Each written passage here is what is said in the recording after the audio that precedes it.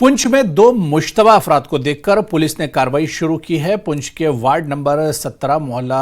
Generally के खालसा चौक में सुबह सवेरे दो मुश्तबा अफराद के देखे जाने के बाद सिक्योरिटी फोर्सेज ने इलाके को घेरे में ले लिया और सीसीटीवी कैमरों की स्कैनिंग शुरू कर दी।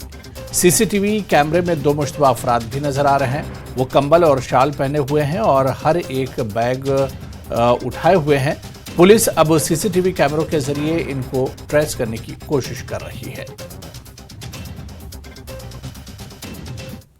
न्यूज़ 18 की टीम इस समय पहुंची है पुंछ के वार्ड नंबर 17 मोहल्ला जरनैली खालसा चौक में, जहां पर आज सुबह तड़के 4 बजे के बीच जो है कुछ संदिग्ध देखे गए हैं और वो संदिग्धों ने यहां पर जो है